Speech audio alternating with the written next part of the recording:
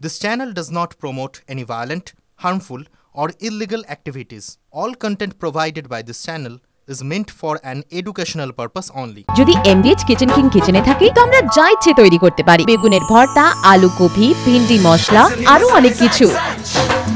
MBH ফুরফুরার Pirzada Kasem সিদ্দিকীর তৃণমূলে যোগদানের পর থেকেই কিন্তু সেখানকার একটার পর একটা বক্তব্য সামনে আসছিল। তার মধ্যেই বেসুরো শওকত। কেন তিনি বেসুরো, কি বললেন? তিনি বলছেন এদের বোধহয় রোজগার পাতি ভালো হচ্ছে না। কটাক্ষে সুরে মন্তব্য ক্যানিং পূর্বের তৃণমূল বিধায়কের।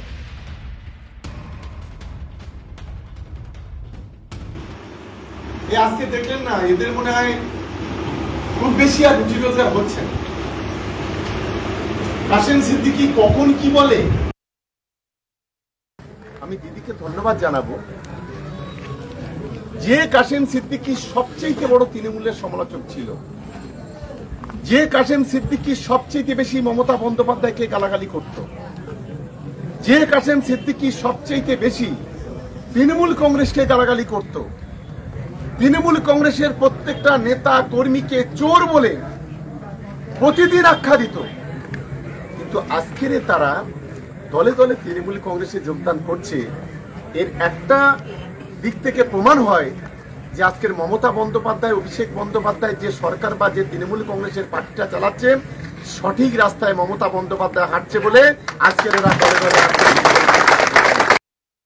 শওকতের এই বক্তব্যের পর কি বলেন নওশাদ সিদ্দিকী, শুনবো। সরকার সাথে আমি সতর্ক এই জন্যই করে দিচ্ছি যে কাসেম বাজান এখনো মনে হয় তৃণমূল কংগ্রেসের মেম্বারশিপ নেয়নি, তিনি সরাসরি তৃণমূল কংগ্রেসের সাধারণ সম্পাদক পদে চলে আসলো। এটা বুঝতে হবে না। উনি এতদিন পর্যন্ত কাসেম সিদ্দিকী সম্পর্কে বাজে মন্তব্য করে গেছে, গতকালকের পর থেকে তাকে সম্মান দিয়ে কথা বলতে হবে। এটুকু ভাবা দরকার কোন থেকে কে কোন জায়গায় কি খেলছে।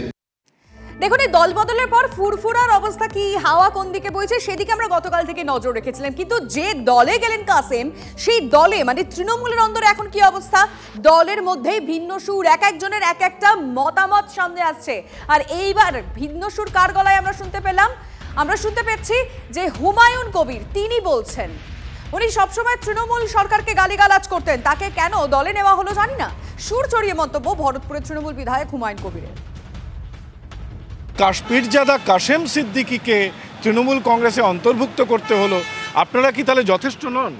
না, এটা আমাদের সর্বোচ্চ নেত্রী সিদ্ধান্ত নিয়েছেন। তার কি গুরুত্ব আছে না আছে সে বিষয়টা তিনি ভবিষ্যৎ কথা বলবেন। কাসেম সিদ্দিকী একটা পীরজাদা, সে ফুরফুরা শরীফের সুসন্তান, কিন্তু রাজনীতিতে যদি বলেন সে অ আ ক খ জানে না, রাজনীতির ABCDও জানে না। লালবাজারের সামনে এই কাসেম সিদ্দিকী অনেক বাজেভাবে রাজ্যের তৃণমূল সরকারকে বা তৃণমূলের নেতৃত্বকে আক্রমণ করেছিলেন, অনেক বাজে বাজে ভাষা বলেছিলেন।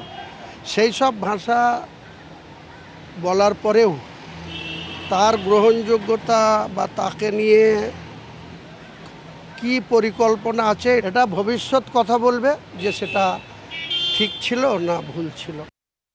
এদিকে আবার নওশাদ সিদ্দিকীকে চ্যালেঞ্জ ছুড়েছে শওকত মোল্লা। কেন চ্যালেঞ্জ ছুড়েছেন? সামনেই তো ভোট, আমরা তো বারবার বলছি ভোটের দামামা বেঁচে গেছে। আর 26-এর ভোটে গোহারা হারাবেন নওশাদ সিদ্দিকীকে বলছেন শওকত। ওকে হারাতে না পারলে রাজনীতি ছেড়ে দেবো। ভাঙড়ের ISF বিধায়ককে এইভাবে একেবারে ওপেন চ্যালেঞ্জ শওকতের। শওকত মোল্লা চুনোপুটি অনেক হালবিল পার করেছি, 26-এর সাগর পার করব। ক্যানিং পূর্বের তৃণমূল বিধায়ককে পাল্টা নওশাদ সিদ্দিকী। নওশাদ সিদ্দিকী যে নিজের পরিবারের লোকগুলোকে ধরে রাখতে পারছে না, আর সে মুখ্যমন্ত্রীর বিরুদ্ধে দাঁড়াবার স্বপ্ন দেখছে, বা মুখ্যমন্ত্রী তার এগেইনস্টে দাঁড়াক সেই স্বপ্ন দেখছে। সে আমাদের গ্রামে একটা কথা আছে না যে কুজোরও চিত হয়ে সবার ইচ্ছে হয়। আসলে নওশাদ সিদ্দিকীর অবস্থা ঠিক সেই জায়গায়। মুখ্যমন্ত্রী তো অনেক দূর, মুখ্যমন্ত্রী হলে একটা সমুদ্র, আগে ছোট খাড়ি পার হতে হবে। 2021-এ কোনোভাবে তালগোল পাকিয়ে ভাঙড়ে জিতেছিল।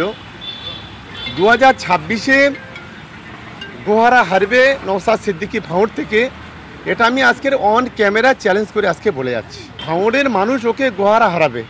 আমি আজকে যে কথা বলে যাচ্ছি, যদি 26-এ ওকে না হারাতে পারি ভাঙড় থেকে, আমি কথা দিচ্ছি রাজনীতি আমি ছেড়ে দেবো। ও চুনোপুটিত, আমার লড়াই ওনার নেত্রীর সাথে, রাজ্যের মুখ্যমন্ত্রীর সাথে আমার লড়াই তৃণমূল কংগ্রেসের সুপ্রিমোর সাথে। আর সরকার সাহেবের চুনোপুটির উত্তর আমি দিতে যাবো কেন? তবে একটা কথাই, খালিবিলে অনেক আগে পার করে নিয়েছি, ওই সাগর পার দোরগোড়া এসে দাঁড়িয়ে আছি। 2026 সালে সাগর পার করে দেবো। ওই যে বলছে নেত্রী সব সমেত গঙ্গায় বিসর্জন দেবো। আমি বললাম উনি চুনোপুটি, ওনার দলের সর্বোচ্চ নেত্রীর চ্যালেঞ্জ আমি নিয়ে চলি। ওনার নেত্রী যে কথাগুলো বলেছেন সেগুলো ফুলফিল করতে পারছে না, সেগুলোকে আমি চ্যালেঞ্জ করি। পশ্চিমবাংলার অর্থনৈতিক দুরবস্থার কথা বলেছিল, আমি বলেছিলাম, চ্যালেঞ্জ করেছিলাম 6 মাসের জন্য দিক অর্থনৈতিক চাকা ঘুরিয়ে দেবো।